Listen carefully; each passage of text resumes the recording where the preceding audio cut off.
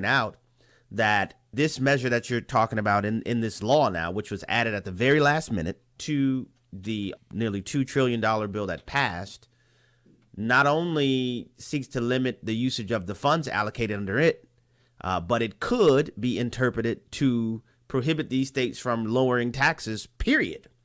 Even if the states had already passed measures or were in the process of passing a bill or bills that were lowering their states' taxes before the American Rescue Plan Act was even signed into law. And these states are saying that, wait, you can't do that. You can't tell us that we can't lower our taxes because you passed this relief bill. The coalition of 21 attorneys general is led by Georgia, Arizona, and West Virginia. They wrote a letter to Treasury Secretary Janet Yellen asking her to confirm that the American Rescue Plan Act does not prohibit states from generally providing tax relief.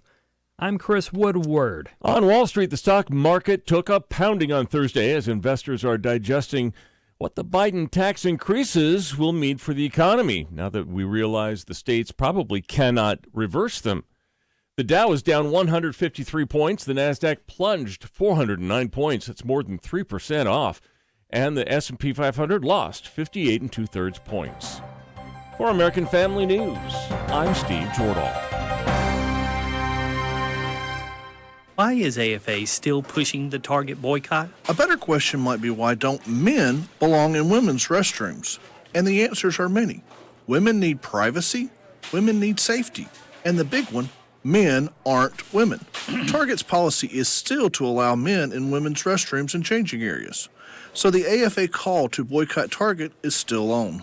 Oh, well, I just wondered. Help us keep the pressure on Target. Sign the Boycott Target pledge at afa.net. Darkness is not an affirmative force. It simply reoccupies the space vacated by the light. This is the Hamilton Corner on American Family Radio. It should be uncomfortable for a believer to live as a hypocrite. Delivering people out of the bondage of mainstream media and the philosophies of this world. God has called you and me to be his ambassadors, even in this dark moment. Let's not miss our moment. And now, the Hamilton Corner. Good evening. Welcome to the Hamilton Corner here on American Family Radio. I'm grateful to be able to be with you live in studio. I know all over the country there were threats of inclement weather. We had some of those here as well, and so we were unable to come live. Our home base was closed, shut down, just to make sure everybody was able to be safe.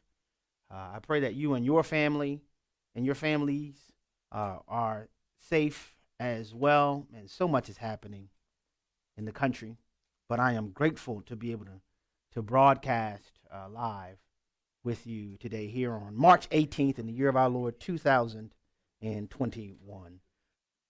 You know, I was just thinking and just expressing my thanks and gratitude to God for the seasoned saints I've been able to be around. You know, I find them to be such a treasure, man. Such a treasure of wisdom and encouragement. I was thinking about this seasoned sister who taught me early on the song, Lord, Prepare Me to Be a Sanctuary. I find myself singing that song all the time. And I'm grateful for them. Well, let me encourage you, as I do on a regular basis, that what goes on in your house is still more important than what's going on in the White House. Seeing the craziness around us, I want to encourage you to witness what's happening and allow that to be an incentive to further depend upon the Lord and give yourself to fulfilling the Lord's purposes in your lives, starting by serving him in your own families. I say it repeatedly, that's not the exclusive context where God is calling us to, but it is certainly the Lord's will that we would be faithful there in addition to everywhere else that we are faithful. All too often, we are encouraged and cajoled and provoked on any number of levels to give ourselves to causes and to missions and to investments outside of our families. But I want to encourage you to don't allow your family, man, to be fodder for you to win the world. I'm not saying we don't want to win the world. Absolutely. We're actually going to talk about that. The Great Commission is to win the world. But we don't need to do so at the expense of our families. We can serve the Lord in our marriages and through our marriages, in our families and through our families, as well as serving him in other contexts. But my hope and prayer is that that this program is effective, maybe with repetition, but is effective nonetheless in encouraging you to view your opportunities within your families as ministerial opportunities that have eternal significance and that have eternal impact. Praise God. With that, we're going to go to Matthew chapter 28 today, verses 16 through 20. We are, even in our own local church, we're focusing on this a bit more right now. The importance of understanding that the Great Commission is the mission. You know, the Great Commission is the mission. Matthew 28. Here we have Jesus post-resurrection. I love how Matthew records that the priests developed their lying scheme concerning Jesus' body. They were like, this is the Abe Standard version. Oh, snap. What's in the tomb? And if you remember, there was a quaternion of soldiers who were dispatched to guard the tomb, right? And I love how John records it, because when the stone in front of the tomb was rolled away, the Bible says his angels were sitting on it. Oh, I love that, you know. Because, I mean, you're playing basketball, you can go to the hole and shoot a layup, you know. But it's another thing if you dunk that thing, you know. And then if you dunk that thing, hanging on the rim is a whole nother level. Well, the angels didn't just dunk it. They didn't just hang on the rim. They sat on the rim. You thought so you really thought that this was done, right? Oh, man, I love that. But then they run and tell the chief priest, the guards, tell the chief priest, man, there's ain't nobody in there. I know the body was in there. We was there. I mean, bloodied, battered, torn. And I tell people all the time, you have to be very careful that you don't get your theology from, I'll call it iconography, from these images and these depictions, because the way that Yeshua is often depicted, that's not the way his face looked. And also, when you see these pictures of someone on a cross with these cloths and all these things, listen, that ain't how it was. It was not a pretty sight. There was no cloth covering the discrete areas. You know, the way that crucifixion is executed, it compels bleeding from every orifice of your body. Think about that for a moment. And Jesus endured all of that for us. It's overwhelming to consider. Well, then the preacher's like, man, listen, y'all don't tell nobody the story. We're going to make up a story for you. You tell them that his disciples came in and they stole the body. They paid them to tell that lie. You know, it's remarkable. But then Jesus shows up in resurrected form, just as he had instructed his disciples to meet him in Galilee. And we'll pick up in verse 16. And it says this: But the 11 disciples proceeded to Galilee, to the mountain which Jesus had designated. When they saw him, they worshipped him, but some were doubtful. And Jesus came up and spoke to them, saying, All authority has been given to me in heaven and on earth. Go, therefore, and make disciples of all the nations, baptizing them in the name of the Father and the Son and the Holy Spirit, teaching them to observe all that I commanded you. And lo, I am with you always. Thank you, Jesus. Even to the end of the age. Oh. The first thing, and I've shared this before, but in verse 17, when he says that these are now the 11 disciples that are meeting Jesus in resurrected form, the same form that Cleopas and his companion saw Jesus in initially, when their eyes were, as Luke records, were beholden. And then when he broke bread, they knew him in the breaking of the bread. Now you have this scene where 11 of his disciples, because Judas is no longer with him. And the Bible records for our benefit that you have these people who walked with Yeshua, talked with him, witnessed his miracles, witnessed his teachings for 3 years. And even as he revealed to them what was going to happen, clearly, and surely we can understand this, they didn't have a full understanding for what he means. What do you mean? You're going to die and you're going to raise again. What is all of this? So they still didn't really get the full picture. And even beholding him in resurrected form, the Bible records that some of those 11 who were there, some of them were still doubtful. Now, the thing that is just greatly encouraging, they may have been doubtful then, but they didn't remain that way. And many of us, myself included, have at many times in many different contexts been doubtful. But the question is, will you remain there? Some are fearful intermittently, but will you remain there is the issue. Then Jesus, responding to what he knows, is percolating in their hearts, says, man, listen, I have all authority in heaven and earth. And on my authority, I am dispatching you to go and make disciples. Or it could be rendered to make disciples as you are going of all nations.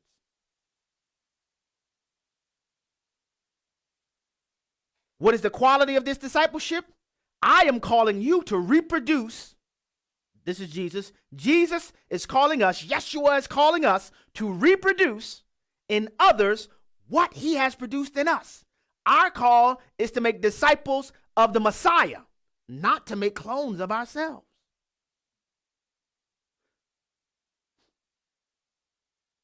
Teaching them to obey all that he has commanded us. Now, several points I want to make in this. And this is how you know we have an enemy who wars against the Lord's people. Many of you have heard me say routinely that Satan's strategy is two-pronged: to prevent you from receiving the gospel, which as the Spirit of God penned through the Apostle Paul, which is the power of God unto salvation, to prevent you from receiving the gospel. Or the second prong of the strategy is to box you in. And I always use sports analogies. You know, you got a team, they have 5 people on the court, only one of them can score. 4 of you play a zone called a box. 1 person do the guarding, because a box in 1. The second prong of Satan's demonic strategy is to box you in to where if you may, perchance, receive the eternal gospel, to prevent you from impacting anybody else beyond yourself with it. Now, let me let you in on something. This box in 1 strategy that is demonically deployed has no problem with you churching. In fact, one of the greatest iterations of this strategy is that we have wide swaths of people that are churching and not even a bit most concerned about making disciples. In many of our local assemblies, we have program after program after program, and those programs have supplanted the Messiah's program, which is the Great Commission. The Great Commission is the mission. But too many of us have been lulled to sleep to where we have reduced ecclesiastical functioning to merely a Sunday go-to-meeting spectator sport. We're all too content with vegging out. Ooh, I want to get this new teaching. Ooh, I want to hear this latest program. Ooh, I want to hear this latest thing. When the reality is, many of us have no intention whatsoever of sharing what we have with anybody beyond ourselves, if we were honest. We have no desire to be a live, flowing body of water. We become dead seas where things flow in and nothing flows out. To where we consume.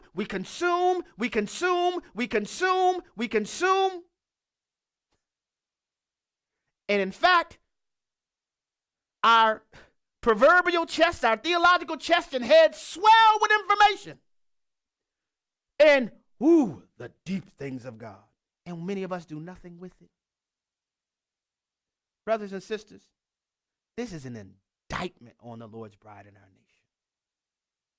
When we think about the Good Samaritan and Jesus' example, using the parable of the Good Samaritan, talked about the Samaritan being bypassed by the priest, then the Levite, because his wounds, he was physically wounded. But how many of us, oh God, how many of us every single day, day in, day out, we bypass people that are eternally wounded and our souls are unmoved. Our souls are unstirred. In fact, we will bypass the dying people just so we can make sure we get on time to the building. And I'm saying, saints, what happened to us? What happened to us in our country?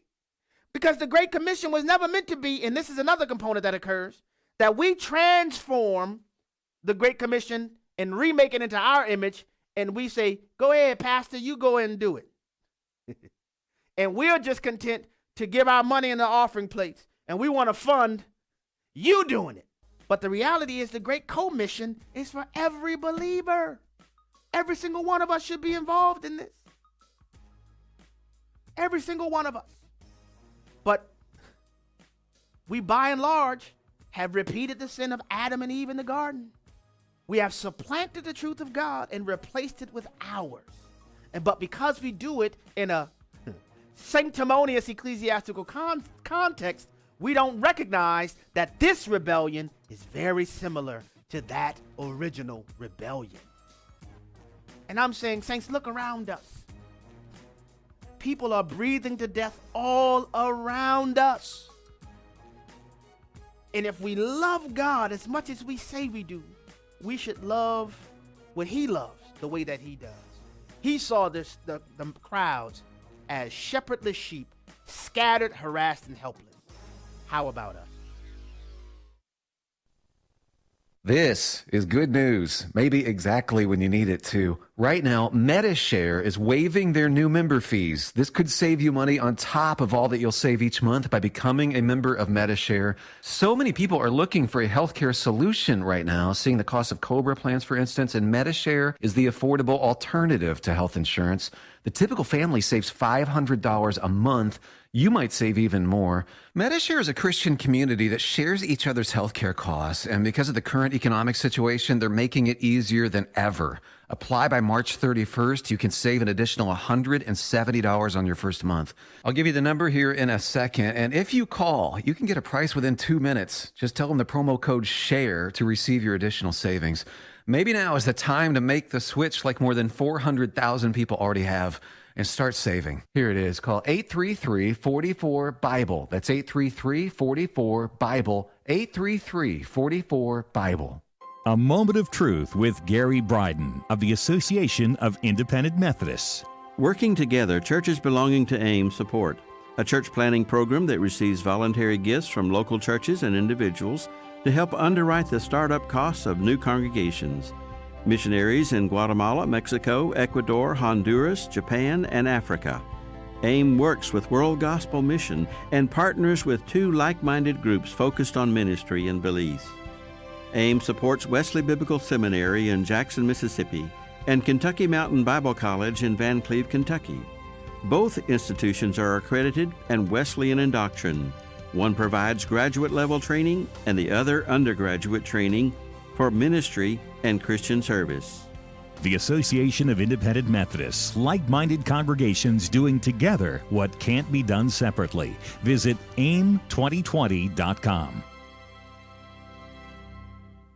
Brian Fisher here with today's Life and Liberty Minute. We face an uncertain future as a nation, and the only way we can face it with confidence is through a genuine, deep-seated faith in God. But it cannot be a shallow faith. In the days of Samuel, the people of Israel treated the Ark of the Covenant, the symbol of God's presence among his people, as a good luck charm. They had a superstitious belief that all they had to do was bring the Ark to the field of battle and victory would be theirs. But when they tried it, they suffered a crushing defeat at the hands of the Philistines. The only thing that will sustain us in the days ahead is a sincere, humble faith in the power of God. Treating God or the Bible or religious symbols as a rabbit's foot won't do it. Superficial faith won't cut it in the days ahead. Our faith must not rest in symbols or in ritual, but in the living God. Catch Brian Fisher on Focal Point, weekday afternoons at 105 Central on American Family Radio.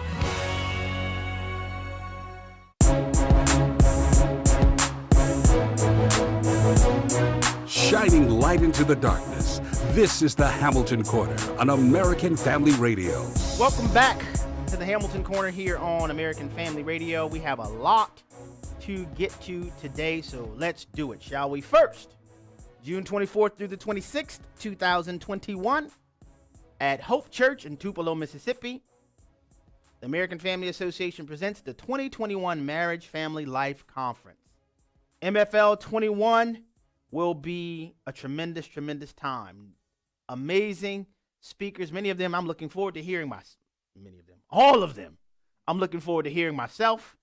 A brother who's greatly blessed my family, specifically in the area of apologetics, by the name of Dr. Jason Lyle will be there, among many others. Dr. Michael Brown will be there. Laura Perry, who starred in our In His Image documentary film. Stephen Black will be there.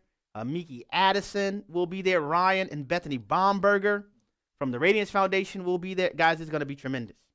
Then we're also going to have the Youth Apologetics track, and people are registering. And here's the thing. I'm going to encourage you to register early. There's an early bird special until April 1st, 2021. The whole goal is recognizing the things that are happening around us to equip the entire family. The entire family. I know sometimes the people have conferences and things to attend. You have to try to find babysitting and things of that nature. Well, not this one.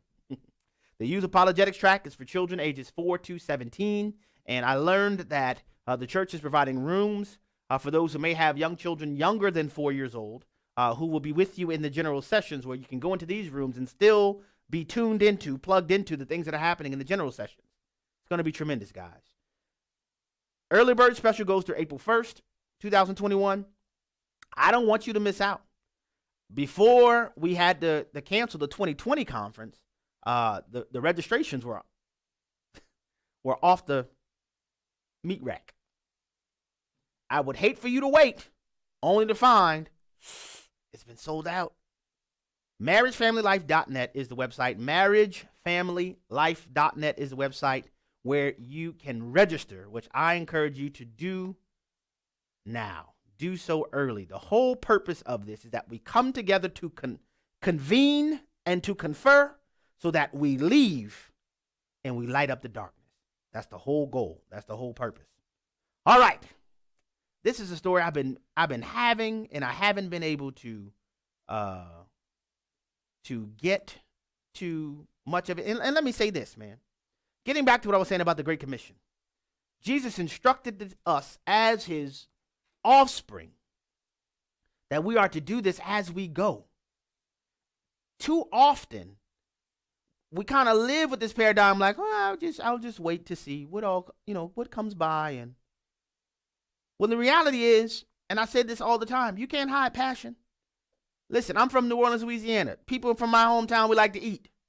The moment you step into the city, you're not going to have to ask somebody whether or not, where can I get a good po' boy? Where can I get a good bowl of gumbo? Man, they're going to volunteer this to you. Man, Jeff, this is your first time in New Orleans. Listen, if you want to get a good thing, I know this is where the tourists go, but this is where you need to go. And now these people are speaking the gospel of gumbo. But we have those of us who have the eternal, the pathway to eternal life. Yet we sit, I wonder if the Lord would have me to share. I wonder who would like to hear this good news that I have. I'm so glad I have this good news. Man, if it's that good, and you want to talk about loving your neighbor, what greater exhibition of love for your neighbor can you display than to introduce them to the pathway to eternal life and to commit with yourself to coming alongside them and walking them through the process? And contrary to modern churchianity, the most effective and efficient way to form reproducing disciples is in a one-on-one, one-on-two, life-on-life, face-to-face, shoulder-to-shoulder context. It's very difficult, if not impossible, to make disciples in large groups. One of the main reasons why you rarely get down to the raw dog truth in big groups. And I know this corporatist mindset is set among, many of the professing believers in our country, where larger crowds are better. I understand all of that, but I challenge you to look at what Jesus did and see whether or not we are engaging in what Jesus did and what he has instructed us to do. All right. I've been meaning to get to this. It was announced, I believe this announcement came out yesterday, that prosecutors for the Crown in Canada, you do know that Canada is a colony of the British Crown. Crown prosecutors in Canada have agreed to withdraw all but one of the Public Health Act offenses that Pastor James Coates had been charged with. Pastor James Coates serves as the pastor of the Grace Life Church, and I believe it's Alberta, Canada. And he was charged with numerous charges. Why? Because he refused to limit corporate worship in the church that he served to 15% of the building's capacity. He said, my conscience can't allow me to deny people to obey the scriptures. That's what he said. Now, regardless of what you think about the conviction he expressed and his interpretation and application of scripture, the Canadian governing authorities responded by putting him in jail. Pastor James Coates has been in jail since February 16th for nothing other than saying, I can't. Because what happened is that he got arrested and they said, we'll release you. Tell me if this sounds somewhat familiar to what you may have read in scripture. We'll release you as long as you don't go any further proclaiming that name to an audience of more than 15% of your building's capacity. He said, I can't sign those release conditions. And they said, well, sit. Now, of all the things somebody could be put in jail for, this is what he was put in jail for. Well, now, with the announcement of the dismissal of these charges, Pastor Coates is set to be released as early as tomorrow. But he still will be facing trial beginning May 3rd on the one remaining charge, which the technical charge is violating an order of the Chief Medical Officer of Health. Every time I read this, I think about the British Prime Minister's announcement that, we now have a chance to expedite our pre-pandemic plans. That's what he said. If you got a problem with that, take it up with Justin Trudeau. That's what he said. That we can now expedite our pre-pandemic plans. I wonder if it included this. Those pesky Christians just won't go along, I can't tell you it included this affirmatively, but I sure can't help thinking about it. So the pastor will likely be released from jail tomorrow, but imagine sitting in jail for a month because you are convicted that you have to obey scripture, and that's why you're in jail. This is not in this is in the West.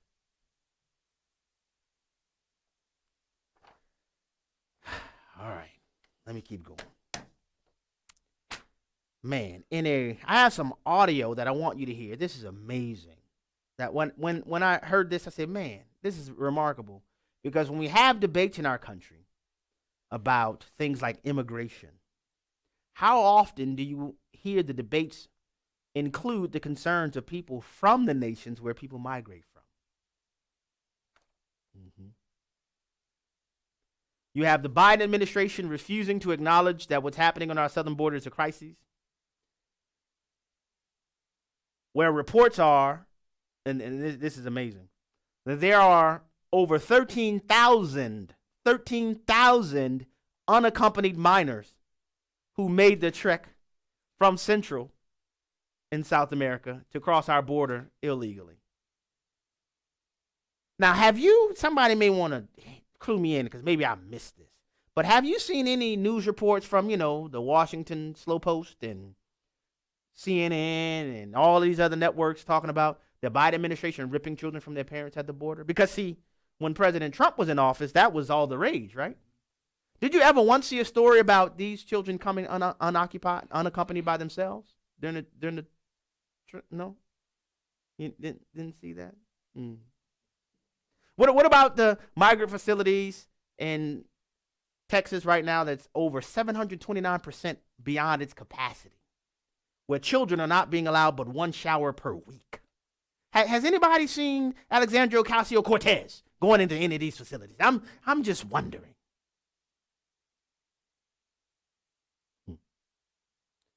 As of February 2021, there were over 100,000 illegal border crossers in that month alone. Compared to the same month in 2020, you want to know how many it was in 2020? 34,000. I wonder if it has something to do with a change in policy priorities. I wonder. Well,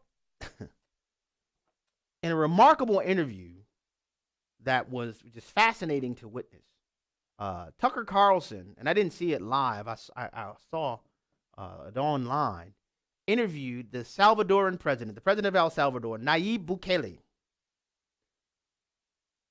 And he explained in this interview, it's remarkable, and I want you to listen closely to this, from his perspective as the president of El Salvador, how these massive immigration moves have impacted his country. Listen to this in clip number 4.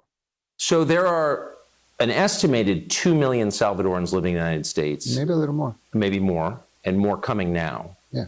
Why do you think so many people have moved from this country to the U.S.? Well, it's obvious. I mean, our country has failed to provide two basic things, which are the two main drivers of immigration, which is the lack of economic opportunity and the lack of security. Most people doesn't want to leave their country. Right.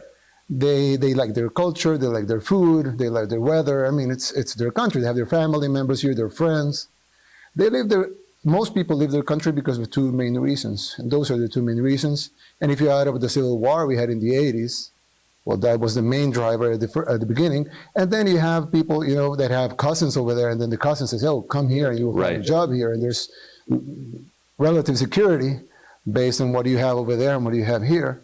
And so those are the main drivers of immigration. Our country has failed to provide security and economic opportunities so people leave.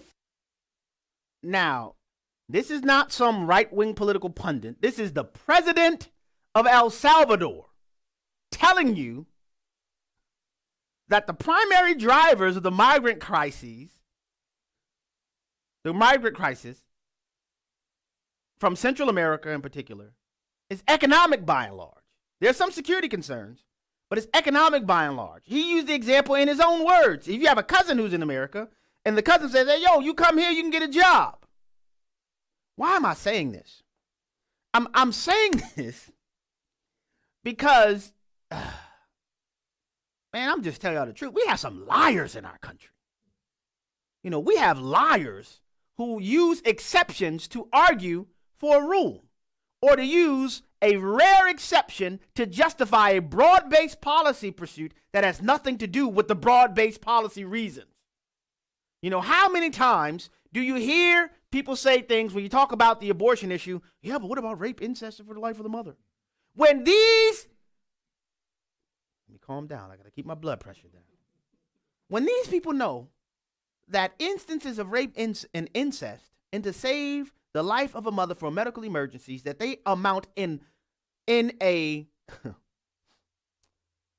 liberal interpretation of the stats, they approach only 1% of the instances to where children are being slaughtered in their womb.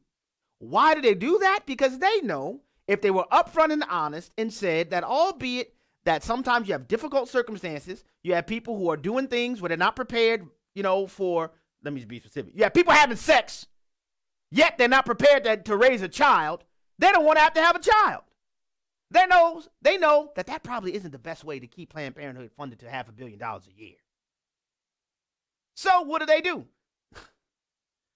They try to tug at the heartstrings surrounding an extremely rare phenomenon and say that's the reason why we need to keep shuffling the billions of dollars. The same thing happens, the same sleight of hand occurs in the immigration debate. Because all of the conversation is about what? Asylum, asylum, asylum, asylum, asylum. Guys, asylum is a very specific legal term within the ambit of our immigration laws. Economic migrancy is not asylum. Because the economy is bad in your country, and I don't begrudge anybody who wants to make a better use of their life, and they recognize coming to America is better. I don't begrudge them of that. You guys know I have lots of legal immigrants in my own family. But let's not lie about what's happening. The overwhelming majority of people who are coming here, they're not coming here because their lives are in jeopardy. There are some that do come for those reasons, but that's not the overwhelming majority. When you have somebody calling and the cousin says, hey, if you come here, you can get work, that is not an asylum reason. And President Bukele just told you that the two main drivers, a lot of the Civil War things, he said that was in the 80s. Last time I checked, I was born in the 80s. It's a long time away from the 80s. And in fact, the reports reveal that you have numerous municipalities, in El Salvador in particular, where you have 0 murders.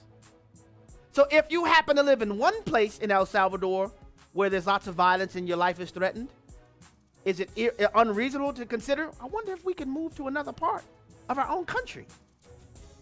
But is that too much for us to think about and to consider? There's more from this interview I want you to hear.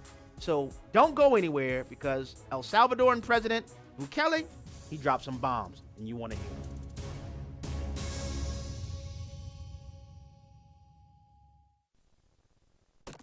American Family Radio newscasts are now available as a podcast. I'm Rusty Pugh. I'm Steve Jordahl. Didn't catch the full story? Listen to the podcast. I'm Chris Woodward. I'm Chad Groening. Didn't have the radio on at the top of the hour? Listen to the podcast. I'm Charlie Bunch. And I'm Fred Jackson. Get accurate news from a Christian perspective whenever you want it with the American Family News podcast. You can also sign up for our daily news brief. Visit onenewsnow.com. Hey, moms and dads, are you at your wits' end? Hi, this is Mark Gregston with Parenting Today's Teens. I'm so grateful for the partnership we have with American Family Radio. We share a common goal to bring hope to hurting families through the life-changing medium of radio. Be sure to listen Saturday afternoons at 4:30 Central on American Family Radio. Find help and hope for your family with Parenting Today's Teens.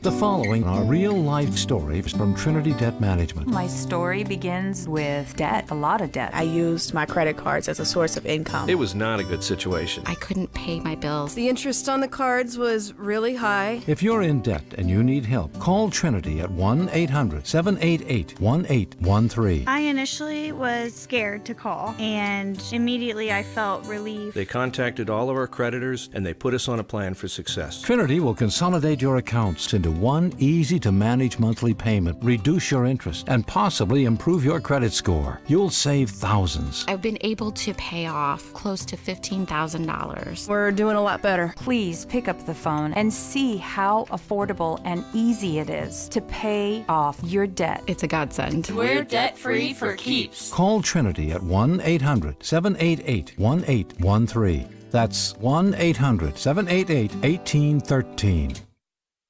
Hello, Americans. I'm Todd Starnes with news and commentary next.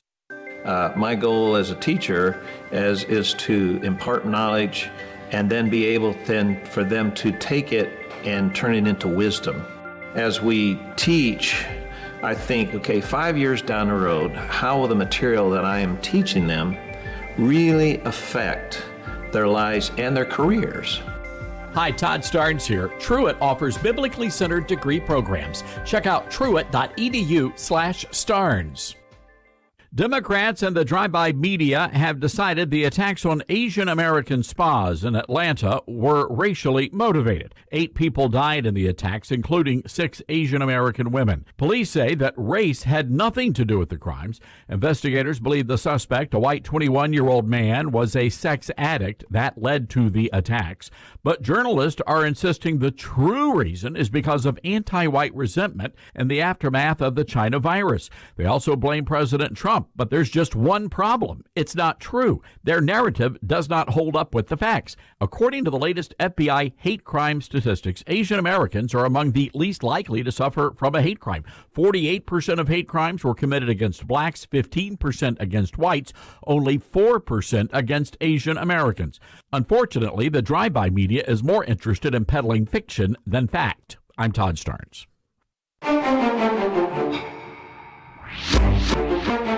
The Hamilton Corner podcast and 1-minute commentaries are available at afr.net. Back to the Hamilton Corner on American Family Radio. Welcome back to the Hamilton Corner here on American Family Radio. Before the break, I shared a bit of audio from El Salvadoran President Nayib Bukele. I hope I'm pronouncing that right. I'm probably not. So please forgive me if I'm pronouncing that name incorrectly. But in the first clip I played, President Bukele explained some of the drivers for illegal immigration from Central America. And in the clip that I played, you heard him affirm the reality that there are over 2 million El Salvadorans in America. These are people who have migrated from El Salvador to the United States of America. Guys, do you realize that that is approaching 1/3 of the entire population of that country? Think for a moment of what it does to a nation to have 1/3 of its population leave. I experienced this to a much lesser degree when people left, New Orleans after Hurricane Katrina, where you obviously have a natural disaster that led to it. But by and large, some of the people who left New Orleans because of Hurricane Katrina moved back. Many of them, including myself, no longer live there.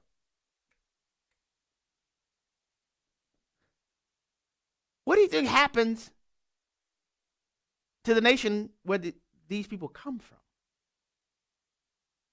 President Bukele wanted to talk about some of this more from his interview, where he explained some of the impact of illegal immigration. He said very plainly, a little quick on the draw, Marty. Ready, shoot, aim. That's all right. His hand slipped.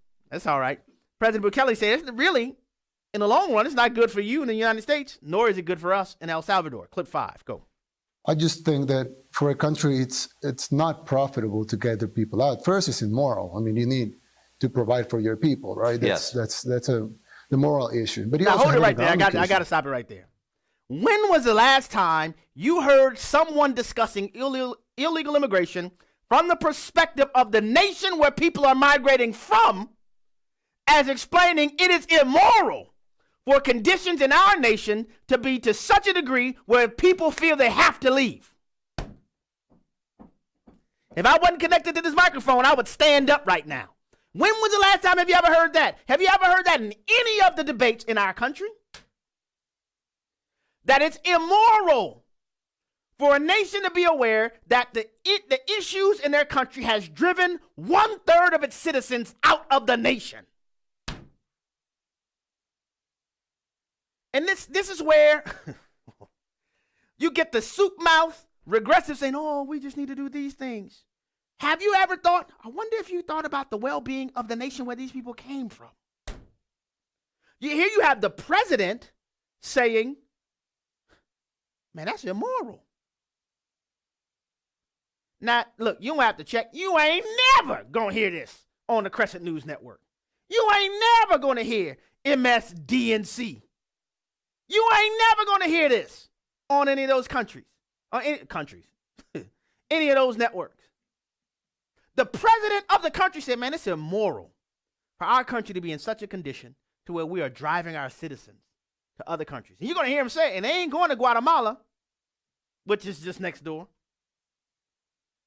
I wonder why. Let's play this clip again, and let's start it from the top. I know it's not that long. I'll start it from the top because I want everybody to hear the entire context for the clip. Go, clip 5. I just think that for a country, it's not profitable to gather people out. First, it's immoral. I mean, you need to provide for your people, right? That's the moral issue. But you also have an economic issue. If you send your hardworking people and your talented people and people that want to work and want to risk it just to go and work, you want to keep them here because those will be the drivers of your economy. You don't want them there so they could send a remittance, which would be a small portion of what they will earn and what they produce. You want them to produce here. But you're talking about problems that have been there, and not only in El Salvador, but in a lot of countries in Latin America for the last 4 decades. And this immigration thing is just feeding on dependency on immigration on the countries that drive it. So it's not good for the United States, and it's not good for El Salvador. The best thing for both of us is to keep our people here and to provide for our people right here in our country. And that's what people here want. Next time you get a debate with anybody over illegal immigration, I'm going to encourage you to use President Bukele's language. You can say, well, I heard the president from El Salvador said the best thing for the United States and the best thing for El Salvador is for El Salvadorans to stay in El Salvador. You know why? Because what would happen if 1/3 of some of your most adventurous, some of the people who are willing in order to try to achieve, and let's be real, let's keep it a buck, man. Keep it a buck. Most of the people that are leaving, they're leaving because they feel like they can have a better life in America. They're not leaving, most of them. I'm not saying all of them, but most of them are not leaving El Salvador and other nations of Central America because they are true asylum seekers as the definition is articulated in immigration law. Just like he said in the first clip, the cousin said, man, you could get a job up here. They're like, bet. It's risky to take the trip, but it's worth taking the trip. What if you have 1/3 of your nation's population, the type of people who will be willing to risk their own lives to take a trip to get a better life if they all leave your country en masse? What's going to happen to your country? Then he explains, which he's going to get to more in the next clip, that you end up establishing this dependency on immigration into the U.S. because you have 1/3 of your nation's population in another country working and sending a portion of what they're making back home. Guess what happens? The home nation's country becomes economically dependent upon what President Bukele said was a remittance. Do you realize that in the last 30 years that the American population has exploded by over 100 million people, largely driven by illegal immigration? Did you know that? Did you know that? And you have the president of El Salvador saying, man, that's immoral. We got to make changes in our country. And he highlighted in this interview some of the changes that he is making and how there's been a reduction in the last few years. I think he's been in office about 18 months because they're changing some things because people in El Salvador want to see things change there so they can live in their own home country. But when you have Joe Biden's policies coming in and said, y'all come now, you hear? And then you have promises like, oh, I don't know, free health insurance, free education, free food subsistence, free money, free, which my 10-year-old son can tell you, Daddy, there's nothing in the world that's free. If somebody's offering you something for free, Daddy, they have to get it from somewhere. And guess where they get it from, folks? So we are literally incentivizing what President Bukele says is immorality proliferating in his own country. Listen to this. This is the final clip from this interview. Clip number 6. Listen to his description that is forcing this nation to become a net exporter of people. Clip 6. Explain quickly, if you would, what you just said is not good for the United States to become dependent on immigration. What do you mean by that? No. Latin American countries, if you don't provide for your people economic opportunities, if your economy is doing bad, if your security is doing bad, people are gonna leave, and they're gonna go and try to find a rich country, right? They're not going to leave for Guatemala, right? They're going to try and go leave for they want to go to the United States. So that makes these countries dependent on immigration, because what you become a net exporter of people. You're not exporting products or services, you're exporting people. So that makes your economy dependent on that, because then those people send money back to their home countries, which is not a good economic formula, but it makes the economies dependent on that. So when you keep these countries depending on that, the economy is like a vicious cycle. So it's bad for the United States because immigration will go up, and it's bad for our countries because people leaving the country will go up as well. So it's bad for both of us. Do I need to say anything else? Guys, this is this is insane.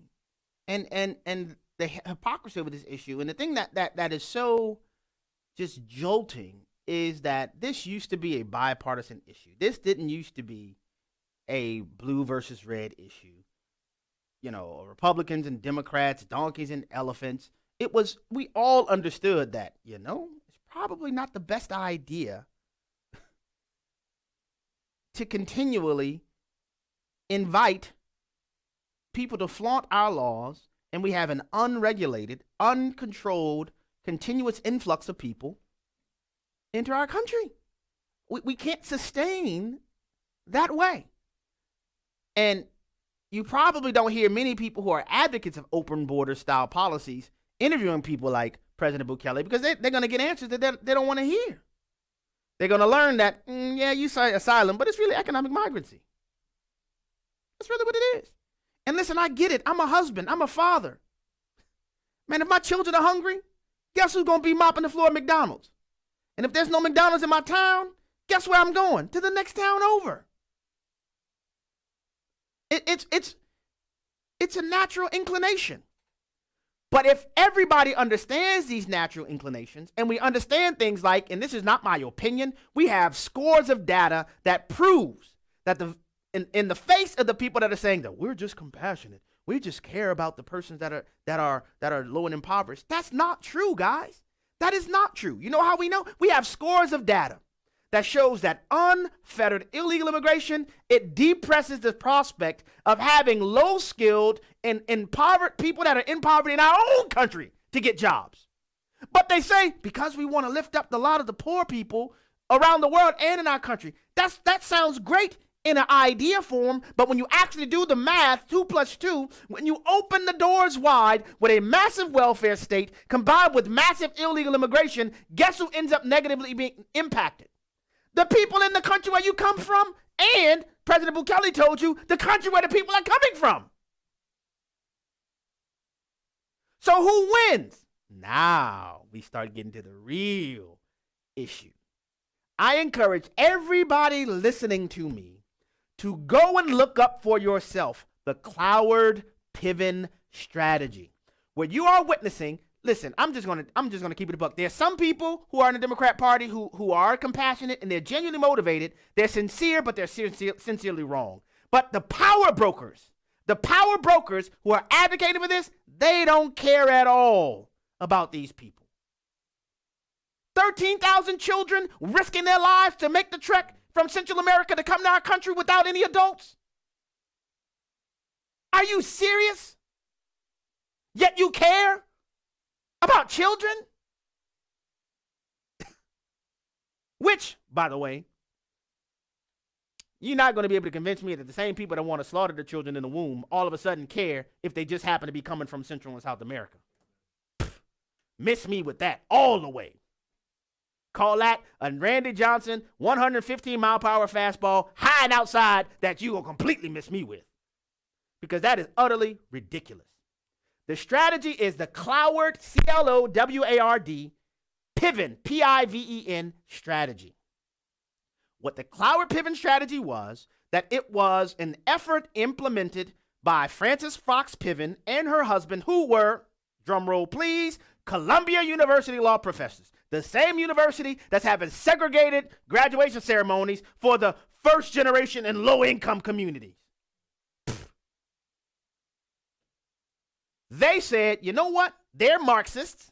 We want to force New York City to implode and to reestablish a brand new economic system within the Marxist panoply.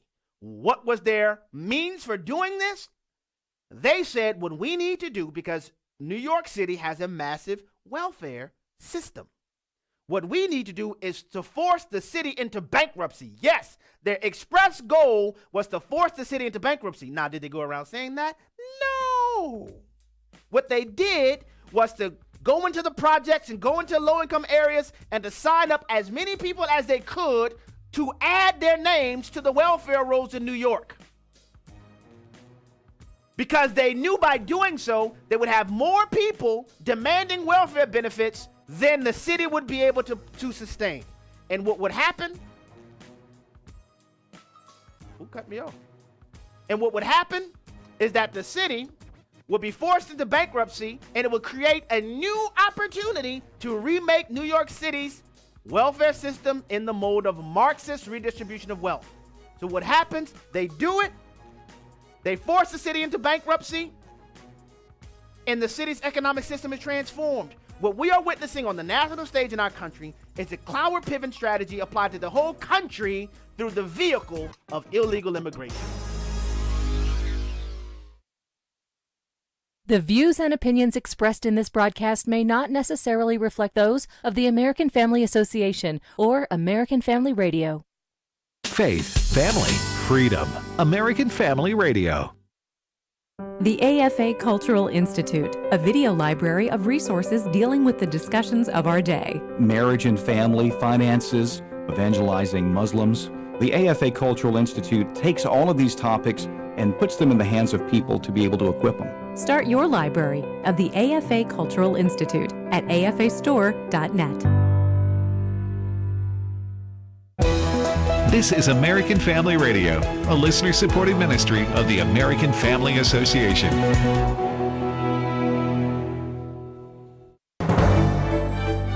This is American Family News. I'm Steve Jordahl. The Biden administration is not being transparent about the health of unaccompanied minors who have been allowed to enter the country. AFN's Chad Groening has more. Greg Abbott is demanding that the Biden administration allow state and local officials access to the migrant children being held in detention centers across the state over concerns of COVID transmission and human trafficking. The administration has ordered the state to utilize the downtown Dallas Convention Center to house 3,000 teenagers. More children are being put in a tent facility in a town 165 miles south of Dallas. Still more are being housed in Midland. During a recent news conference, Abbott said the Biden administration is not being transparent with his office or with the Texas Department of Public